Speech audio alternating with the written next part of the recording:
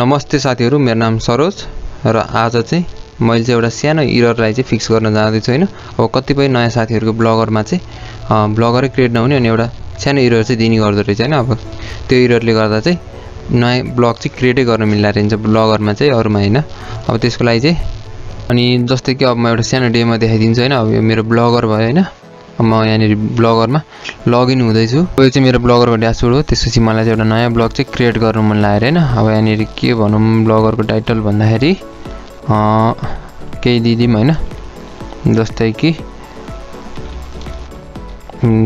Blogging ideas भन्दिम हैन। अब त्यसपछि यहाँनिर के एड्रेस दिदिम हैन, BLOGGING ब्लगिङ AIDEAS आइडियाज और BEGINNER बिगिनर भन्दिम न हैन। Blogging ideas for beginner. ल अब मैले यहाँ सेभ गरे हैन। अब यहाँनिर एरर दियो, वी आर सरी, जस्तै कि फेरि we are sorry for the value of the field local was not valid हैन। फेरि म सेभ गर्छु। अब यहाँनिर तल एरर दिइरा छ है। अब अझ जुम गरेर देखाइदिम हैन। मैले यहाँ सेभ गरे है। अब यहाँ एरर दियो। अब के भने हैन, के एरर। अब कति साथीहरु चाहिँ अब पहिला नि मलाई धेरै पहिला नि आइरा थियो मेसेज चाहिँ हैन। अब मैले चाहिँ नि पुरानो ब्लगरमा जानुस् हुन्छ भनेको थिएँ अनि पुरानो ब्लगरमा जानु थियो हुन्थ्यो। अब त ब्लगर ओल्ड ब्लगर त पुरै हटिसक्यो नि त हैन। यसको सोलुसन भनेको अब कतिले चाहिँ अब क्लियर डाटा गर्दा चाहिँ हुन्छ कि भनेर ट्राई गर्नु हुन सक्नुहुन्छ हैन। अब मैले नि ट्राई गरे हो तर भएन है। यसको सोलुसन चाहिँ यो होइन रहेछ हैन। यसको सोलुसन भनेको चाहिँ तपाईले चाहिँ यो जुन छ तपाईको आइडी अकाउन्ट, अब यहाँनिर यो अकाउन्टमा गएपछि यहाँनिर म्यानेज योर गुगल अकाउन्ट भनेको छ हैन। अब यो म्यानेज योर गुगल अकाउन्टमा क्लिक गर्नु पर्यो हैन। अब त्यसपछि तपाईले यहाँनिर डाटा एन्ड पर्सनलाइजेसन भन्ने छ जुन यहाँनिर क्लिक गर्नु पर्यो। अब त्यसपछि चाहिँ तपाईले यहाँनिर तल जानु पर्यो अनि त्यसपछि तपाईले चाहिँ यहाँनिर ल्याङ्ग्वेज खोज्नु पर्यो हैन त। यहाँनिर जुन तपाईले ल्याङ्ग्वेज देखिरहनु भएको छ अब यहाँनिर नेपाली भनेको छ। तपाईको पनि जुन कन्ट्रीमा बस्नु भएको छ, जुन कन्ट्रीमा हुनुहुन्छ त्यही ल्याङ्ग्वेज चाहिँ डिफल्ट भइदिन्छ नि। तपाईले जिमेल न्यू जिमेल ओपन गर्नुहुन्छ भने हैन। अब सबभन्दा ठुलो मिस्टेक यो रहेछ हैन यसको एरर। तपाईले चाहिँ यहाँनिर सेलेक्ट एन्ड अल्टरनेट ल्याङ्ग्वेजमा क्लिक गर्नु पर्यो। त्यसपछि कुनै पनि ल्याङ्ग्वेजलाई चाहिँ यसरी क्लिक गरिदिनु पर्यो हैन।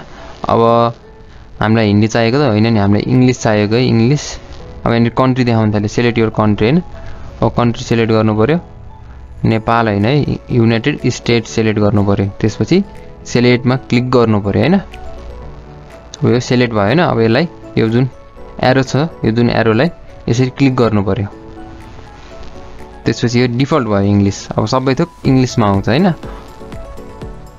अब यो सब भइसक्यो। अब फेरि यहाँनिर म रिलोड गर्छु हैन। अब त्यसपछि अब मैले यहाँनिर न्यू ब्लग चाहिँ क्रिएट गर्न सक्छु हैन। अब जस्तै मैले यहाँनिर न्यू ब्लग गरे, त्यसपछि यहाँनिर BLOGGING ब्लगिङ गाइड भन्दिम न, GYD गाइड्स बिगिनर भन्ने एउटा मैले ब्लग ओपन गरे भने अब एड्रेस दिनु पर्यो, LOGGING blogging ideas for BEGINNER beginners.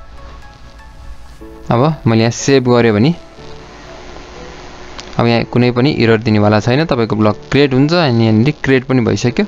अब नपत्या यहाँनिर हेर्न सक्नुहुन्छ ब्लगिङ आइडियाज फर बिगिनर.blogspot.com। अब यसपछिको थीम सिम सब चेन्ज गर्ने तपाईको काम हो हैन। मेन कुरा तपाईको ब्लगै क्रिएट भइरहेको थिएन भने समस्यामा हुनुहुन्थ्यो भने अब त्यो समस्याको समाधान भनेको चाहिँ यही हो हैन।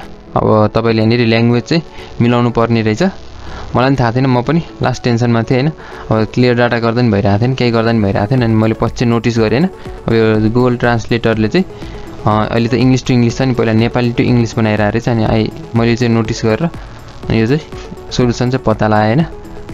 अब तपाईहरुको लागि यही एरर चाहिँ आइरहेछ तपाईको न्यू जिमेलमा भने चाहिँ तपाईले यो चाहिँ एप्लाई गर्न सक्नुहुन्छ। अनि ल आजलाई चाहिँ भिडियो यति हैन। अब अर्को भिडियोमा भेटौँला।